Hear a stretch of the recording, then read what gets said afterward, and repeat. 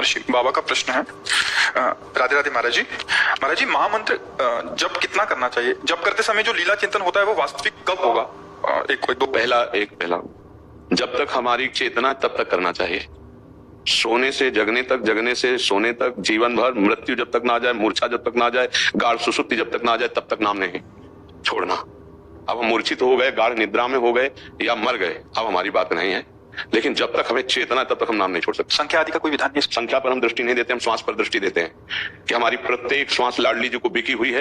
हर श्वास हम लाडली जी का चिंतन करेंगे। नारद भक्ति सूत्र में लिखा है, तदर्पिता अखिलाचारिता तद्स्मरणेन परम व्याकुलतेति। समस्त आचरण अपने आराध्य देव को समर्पित और एक क्षण भी विस्मरण का आभास मात्र हो जाने से परम व्याकुल हो जाता है। अव्यावृत भजनात् अखंड भजन तैल धारावत निरंतर रात दिन।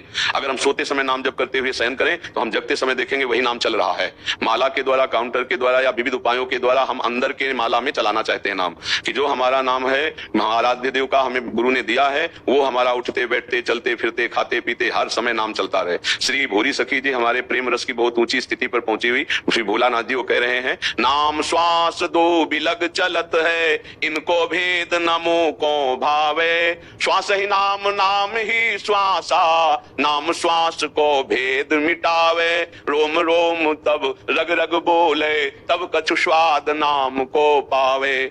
बोले श्वास और नाम दो बिलक चलते हैं, मुझे अच्छा नहीं लगता। हे लाडली जो हम पर ऐसी कृपा करो कि श्वास ही नाम, नाम ही श्वासा, नाम श्वास को भेद मिटावे। जैसे हमारा दिल धड़क रहा है, जैसे हमारी श्वास चल रही, ऐसे हमारे राधा राधा राधा ऐसा नाम चले। जो भी नाम जपते हैं, जो भी भगवान नाम, सब महिमापूर्ण है, लेकिन हमारी चेतना में केवल नाम चले, केवल नाम। एक क्षण के लिए भी हम अपने प्रभु का विस्मरण नहीं कर सकते। भागवत में एकादश स्कंद में त्रिभुवन की राजलक्ष्मी देने पर भी जो आधे पल के लिए प्रभु का स्मरण नहीं छोड़ता वही महाभागवत है। चाहे जितना भारी प्रलोभन हो, चाहे जितना भारी भयानक कष्ट हो, दोनों स्थिति में हम अपने प्रभु का नाम नहीं छोड़ सकते।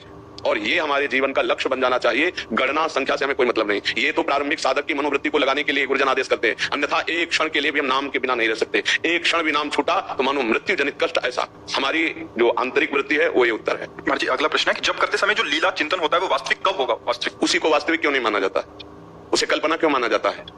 क्या बिना भगवत कृपा के लीला चिंतन हो सकता है? जो लीला चिंतन हो रहा है पहले हम उसको वास्तविक माने तो उसी लीला चिंतन में स्वरूप प्रकाशित हो जाएगा। प्रिया प्रीतम का और आपका भी, आपका जो दास्य स्वरूप है, जिस भाव से आप उपासना करते हैं, मंजरी किंकरी दासी या दास सखा, जो भी जो इसका भाव है वो स्वरूप प्रकाशित हो जाएगा। और लीला चिंतन अभी हम भाव से करते हैं, फिर लीला चिंतन वास्तविक प्रकाशित हो जाएगा। प्रकाशित का मतलब है कि हमें दिखाई दे रहा है। जैसे हम जो पद गायन कर रहे हैं, देखी सखी राधा पिय केली, ये दो खोरी खिरक गिर गहवर, बिहरत कुंवर कंठ भुज मेली। देखी सखी राधा पिय केली, सखी देख, राधा और उनके प्रीतम दोनों गलबैया दिए हुए गहवर वन में विहरण कर रहे हैं, बरसाना गहवर वन में विहरण कर रहे हैं। अब ये तो हम भावना करेंगे पहले,